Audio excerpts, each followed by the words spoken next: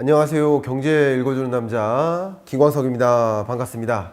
아이 낳지 않는 나라. 네, 그림 제가 고르고 골랐습니다. 보시는 것처럼 이 아기 침대인데요. 아기는 없죠. 그리고 이 모빌은 경고의 느낌표가 있습니다. 아이 낳지 않는 나라, 초저출산 대한민국. 그 이유가 무엇일까? 여러분 다 알고 계신 이유일지 몰라요. 그러나 저는 다른 거 말고요. 경제적인 관점에서 이 저출산의 대한민국이 이런 지경에 오게 된 그 배경은 무엇인지 경제적인 관점에서 철저히 한번 그 부분을 짚어보면 어떨까 생각했습니다. 한때는 말이죠. 인구가 너무 많다. 인구 많은 게 문제였어요. 인구 문제의 정의는 인구 감소가 필요하다라는 게 그 주제였던 거예요. 근데 또 어떤 때는 인구 너무 줄어드는 거 아니냐.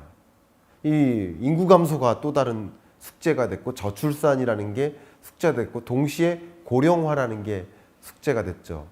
과거에는 인구 너무 많다고 산하 제한하고 그랬었던 시절도 있었는데 지금 생각해 보면 그게 맞았나 하는 생각도 들고요. 어쨌든 인구 문제라는 그 관점 자체도 시대에 따라서 달라질 수 있겠는데 지금의 그 인구 문제는 바로 뭡니까? 초저출산, 인구 감소, 고령화 이거라고 볼 수 있겠죠.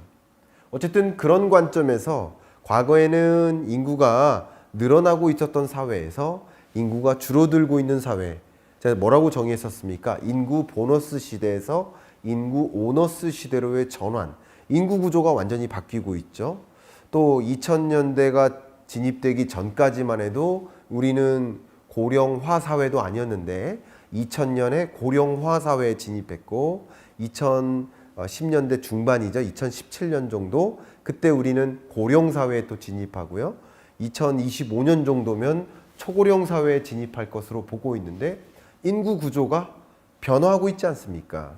인구 보너스 시대에서 오너스 시대로 또 고령 사회가 아닌 비고령 사회에서 지금은 고령 사회 또 초고령 사회에 목전을 두고 있고 인구 구조가 바뀌고 있습니다. 이런 바뀌는 상황을 어떻게 우리는 받아들여야 될 것인지 어떤 문제가 있어서 이런 인구 문제에 또 당면하게 될 것인지 그 경제적인 이유를 한번 고찰해 볼 필요가 있지 않을까 생각합니다.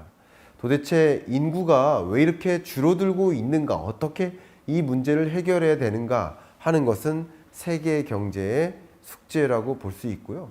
저도 얼마 전에 아이 낳지 않는 나라, 왜 그 아이 낳지 않는 나라가 되었을까? 통계적으로 특히 경제적인 관점에서 그것을 해석해 보려고 칼럼을 좀 시도를 해 봤는데 이 칼럼의 내용을 가지고 여러분께 전달해 드리도록 하겠습니다. 아이 낳지 않는 나라라는 우리가 원하지 않는 수식어를 받아들고 있는 상태, 초저출산 대한민국의 실태, 바로 이렇습니다. 우리의 합계 출산율이라고 하죠. 출생자가 계속 줄어들고 있죠. 출생자가 이렇게 많이 줄어든 적은 또 없을 만큼 22년, 21년보다 더 줄고 21년에는 또 2020년보다 더 줄고 계속 출생자가 줄어들고 있는 자연 감소가 일어나고 있는 상황입니다. 그리고 여기 합계 출산율이라는 단어를 썼는데 여러분께 오해가 없도록 의견을 말씀드리면 여기서 합계 출산율의 개념은요. 가임 여자 인구라는 정의가 있는데요. 만 15세에서 49세까지의 여자 인구를 가임 여자 인구 이렇게 봅니다. 이 가임 여자 인구가 한 명당 몇 명 정도를 출산하는가를 보여주는 지표. 결과적으로는 한 여자가 평생 동안 몇 명의 자녀를 낳는 구조인가라는 것을 보여주는 게 합계 출산율의 개념이고요. 이 합계 출산율의 그 단위가 뭘까요? 퍼센트가 아니라 명이죠. 그죠? 그러면 가임 여성 인구 한 명당 몇 명을 출산하는가 보시는 것처럼 0.78명으로 또 떨어졌죠. 21년까지만 해도 0.81명이었는데 0.78명으로 떨어졌습니다. 1이라는 숫자가 깨진 게 벌써 2018년부터이고요. 계속 합계 출산율이 떨어지고 있다. 향후 결혼할 계획이 있는가? 그리고 결혼한 경우에 출산할 의향이 있는가? 이 질문에 대해서도 남자는 상대적으로 결혼할 의향이 더 많고요. 여성의 경우에는 결혼할 의향이 상대적으로 덜한 것을 우리는 확인해 볼 수가 있겠습니다. 70% 이하의 여성이 결혼할 계획이 있다. 다른 말로 30% 이상의 여성 인구가 결혼할 계획이 없다라고 생각을, 결혼할 의향 자체가 없다. 결혼해봐야 지금 뭐 아파트 값도 비싸서 지금 우리 부모님 밑에서 우리 방 괜찮고 여유 있게 살고 있는데 뭐 나보다 경제적으로 여유가 없는 남자 만나서 뭐 이렇게 살아봐야 집도 더 좁아지고 또 아이도 키워야 되고 나는 내 커리어를 계속 가져가고 싶은데 그런 것도 또 만만치 않고 경력 단절 문제도 심각하고 여성이 아무래도 결혼했을 때 갖게 될 그 부정적 효과라고 볼까요? 그런 것들이 더 많다라고 스스로 여성분들이 더 그렇게 인지하고 계신 게 아닌가 생각합니다. 출산 의향도 마찬가지예요. 남자는 결국 나는 아이 낳겠다 생각하시는 분들이 그래도 70% 정도 되고 그래도 30% 정도가 남자의 경우에도 출산 의향이 없다라고 하고 있는 중이에요. 근데 여성의 경우에는 거의 절반 정도가 출산 의향이 있다. 반대로 절반 정도가 출산 의향이 없다. 이것은 어쨌든 계획과 의향에 관한 질문인 거예요. 결혼 계획이 없거나 출산 의향이 없거나 하는 그 비중을 이 그래프를 통해서 확인하는 겠지만 결혼 계획이 있다 하더라도 실제 결혼할 수 있을지는 또 다른 얘기고 출산할 의향이 있을지라도 실제 출산으로 연결될지는 또 다른 문제이기 때문에 지금 이렇게 초저출산 상황에 놓이게 된 이 대한민국의 실태는 기본적으로 사회 전반적으로 결혼하는 게 맞는가? 결혼 안 하는 게 낫지 않는가? 출산하는 게 맞는가? 출산 안 하는 게 낫지 않는가? 이렇게 사는 게 훨씬 더 행복한 게 아닐까? 뭐 경제적으로든 사회적으로든 여러 가지 면에서 그런 의식 자체가 그렇게 초저출산 사회로 만들고 있는 것은 아닐까 생각을 해볼 수 있겠습니다. 그리고 그렇게 의식하는 것 그 자체가 잘못된 건 아니죠. 소위 뭐 아버님들이 혹은 우리 할아버지 할머니들이 왜 이렇게 아이 안 낳아? 왜 이렇게 결혼 안 해? 라고 하지만 그럼 아이 길러줄 것도 아닌데 왜 자꾸 그렇게 얘기하세요? 이렇게 이야기하는 논쟁도 이어질 만큼 세대 간의 이 초저출산 현상을 놓고 갈등 국면에 있는 것도 사실입니다. 정말 만만치 않은 숙제죠. 그런데 말이죠. 여기에 문제가 있느냐라는 것을 확인하는 그 지표는 바로 OECD 회원국 중에서 이 합계 출산율이 가장 낮다라는 사실이에요. OECD 평균에도 못 미칠 뿐더러 우리나라가 이 36여 개국의 OECD 회원국 중에서 그 다음 우리나라가 꼴찌고요. 이탈리아가 두 번째인데 이탈리아의 합계 출산율 1.24보다도 현격하게 차이나게 낮죠.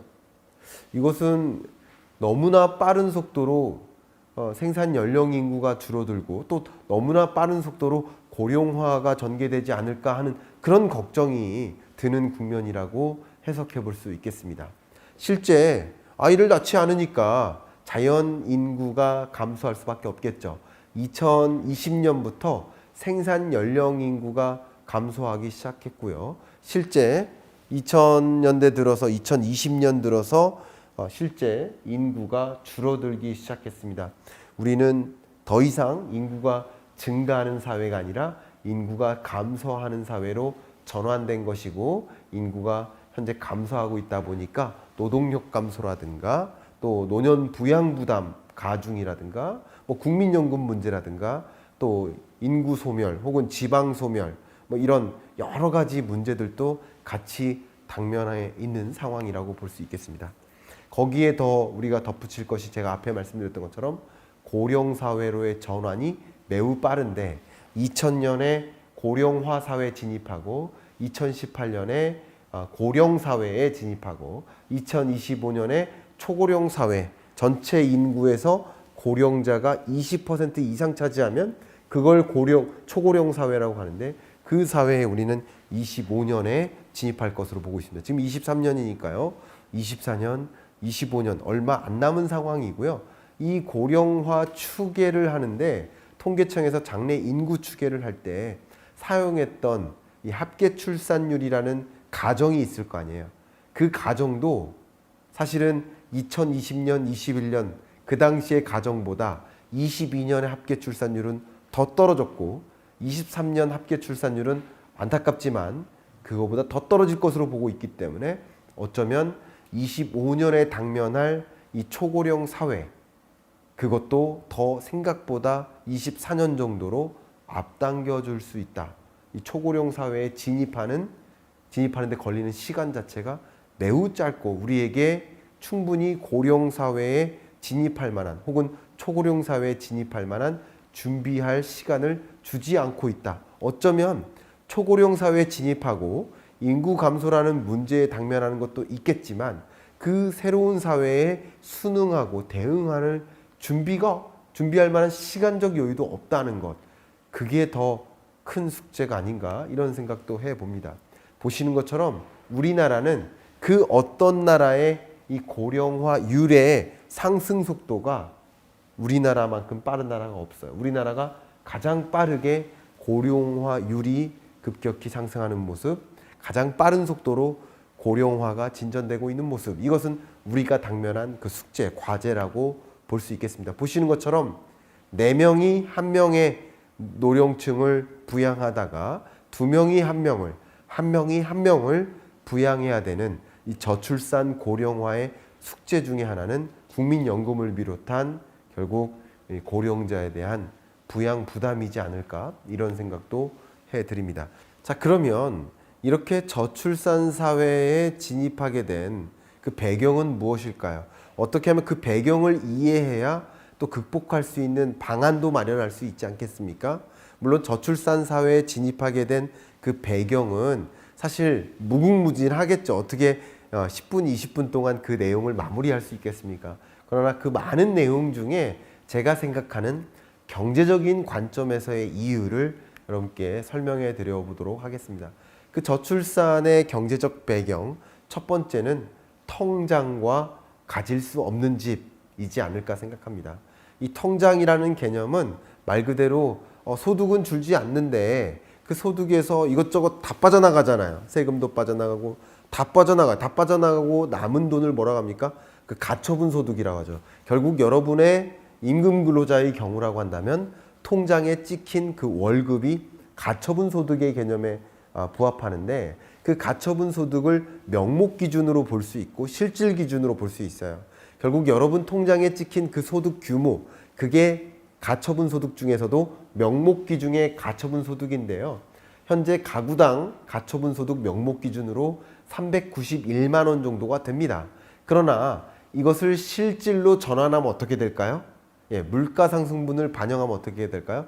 같은 391만 원이 통장에 찍힌다 하더라도 그 통장에 찍힌 돈을 가지고 살 수 있는 물건의 개수는 어떻게 돼요?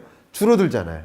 왜냐하면 21년에 그 391만 원과 23년 지금의 391만 원은 다른 돈 아닙니까? 왜냐하면 물가가 올라갔으니까. 그것을 확인할 수 있는 지표가 바로 실질소득의 개념이에요.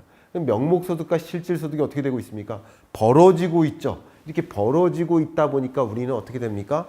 통장에서 이것저것 다 빠져나가고 그 남은 돈 가지고 또 보니까 이자 상환하고 그리고 보니까 이자 상환 부담도 계속 가중됐지만 그 돈 가지고 살 수 있는 물건의 개수가 텅 줄어드는 통장, 비어있는 통장이 되고 있죠. 그러다 보니까 지금 내 삶도 팍팍한데 내 삶이 이렇게 어려운데 무슨 결혼이냐 또 무슨 아이 출산이냐 하는 그 상상조차 하기가 힘들다라고 느낄 가능성이 높겠죠. 그 경제적인 이유는 바로 저출산의 경제적 이유, 통장이라고 제가 우스갯소리로 웃을 수 없는 이야기를 가지고 우스갯소리로 좀 표현을 해봤습니다. 그 두 번째는 또 가질 수 없는 집 아닐까 생각이 됩니다. 이 가질 수 없는 집의 의미는 뭐냐면 바로 PIR. PIR은 Price Income Ratio. Price Income Ratio의 개념은 이 가격은 바로 집값입니다. 집값을 내 소득 가지고 언제 그 집값에 도달할 수 있을까? 결과적으로 이 지표는 배인데요. 단위가. 결과적으로 1분위 저소득층을 가지고 말씀드려 볼게요. 서울의 경우에 저소득층의 평균 소득을 가지고 한 푼도 쓰지 않고 모으면 31년이 걸린다라는 뜻이에요. 고소득층이라고 하더라도 5분위, 이 5분위 고소득층에는 소위 전문직이 많이 있겠죠. 이들의 경우에도 소득을 한 푼도 쓰지 않고 고스란히 다 모을 수 있다고 한다고 가정해 보면 그래도 5.4년이 걸린다. 이렇게 집 사기가 어려운 나의 소득 수준으로는 도저히 이 집을 살 수가 없고, 그리고 31년 후에 그 집값이 그대로 있으리라는 법도 없지 않겠습니까? 그런 관점에서 아니 그래도 결혼을 하려면 내 집이 필요하고, 아이가 한 명 있으려면 그래도 아이방도 필요하고, 아이가 2명 있으려면 집도 커져야 되지 않겠습니까? 2명의 방이 또 필요하지 않겠습니까? 이렇게 아이가 많아지면 많아질수록 부담해야 될 집값은 더 커질 텐데, 어떻게 이런 국면에 소득은 줄어들고 집값은 여전히 높고, 그런 국면에 이 PIR이 이렇게 높은데, 물론 한 푼도 쓰지 않고 31년간 이 소득을 모을 수도 없겠지만, 모으는 것도 불가능한 일이지만, 과연 이 집값도 그대로 있을까 하는 그 불안감, 집도 못 갔는데 또 전세 자금 마련도 힘든데, 전셋집도 비싼데 어떻게 결혼을 하냐 말이냐라고 이렇게 우리 젊은 세대는 한탄을 하고 있는 모습이다. 저출산의 경제적 배경, 그 첫 번째는 통장과 가질 수 없는 집이다. 그 두 번째는 역시 교육 아닌가 생각이 됩니다. 자녀를 낳으면 내가 비록 충분한 교육을 못 받았고, 내가 비록 사회에서 성공하지 못했을지라도 우리 자녀만큼은 어떤 교육비를 감안해서라도 훌륭한 교육을 받고, 또 그 교육을 통해서 이 가난의 되물림을, 이 되물림이라는 고리에서 벗어날 수 있도록 하자 하는 게 특히 이 저소득층 부모님들의 마음 애환 아닌가, 그런 생각을 해봐요. 그러다 보니까 어쩔 수 없이 이 가난을 되물림시키지 않고자 너라도 충분히 교육을 받고 좋은 학교 나와서 또 훌륭한 인재로 양성되어서 결과적으로 너라도 좀 부유하게 컸으면 좋겠다. 이렇게 3D 업종과 같은 어려운 일 하지 말고 너는 좀 좋은 안정적인 일 했으면 좋겠다 하는 게 우리네 부모님들의 마음이지 않겠습니까? 그런 관점에서 학생 1인당 월 평균 사교육비가 이렇게 드라마틱하게 늘어나고 있습니다.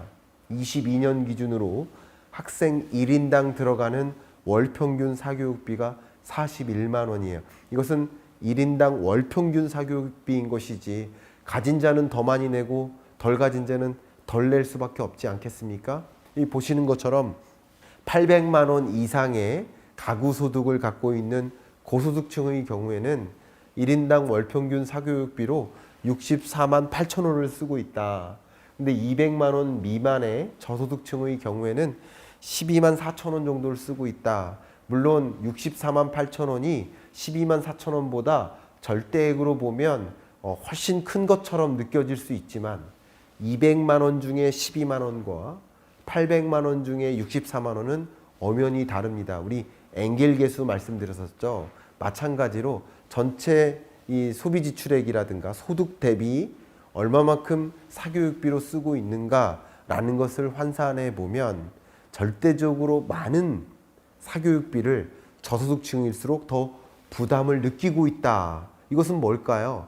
고소득층이 교육에 목매고 있고, 우리 아이들만큼은 이렇게 1등으로 교육시킬 거야 하는 우리나라의 교육 열풍이 불고 있는데, 저소득층이라고 해서 우리 아이라고 나중에 도태되면 안 되고 부의 양극화에 밑으로 가면 안 된다. 우리 아이도 훌륭한 교육 받아서 또 훌륭한 사람이 됐으면 좋겠다 하는 그 마음으로 스스로 에듀푸어가 되는 거죠. 에듀푸어의 현상인 거죠.